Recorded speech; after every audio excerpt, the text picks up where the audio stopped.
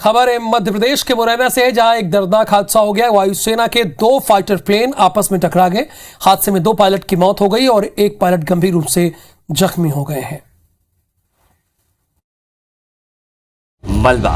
मलबा और सिर्फ मलबा।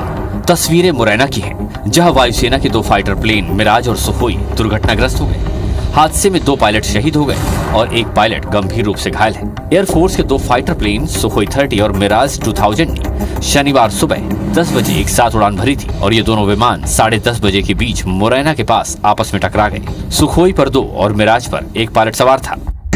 2 पायलट जो एयरफोर्स से सूचना हमें मिली है, उसमें एक विमान में 2 पायलट थे और एक में सिंगल पायलट थे। तो 2 पायलट सही सलामत मिल गए हैं और एक पायलट के कुछ बॉडी पार्ट्स यहाँ पे पड़े हुए हैं। सुखोई और मिराज ने रूटीन ट्रेनिंग के लिए उड़ान भरी थी। जानकारी के मुताबिक दोनों ट्रेनिंग के दौरान बेहद पास उड़ान भर रहे थे, तभी दोनों आपस में टकरा गए। टकराने से मिराज में आग लग गई और वो मध्य प्रदेश के मुरैना के पहाड़गढ़ में जा गिरा। वहीं सुखोई में आग नहीं लगी, लेकिन उसके विंग्स टूट गए। उसके दोनों पायलटों को जब लगा कि एयरक्राफ्ट क्रैश होने वाला है, उन्होंने खुद को एजेक्ट कर लिया। दोनों पैराशूट के सहारे जमीन पर आ गिरे। इसके बाद सुखोई बिना पायलट के पहले वाले घटना स्थल से करीब 90 किलोमीटर दूर राजस्थान के भरतपुर जिले के पिंगोरा में जा गिरा।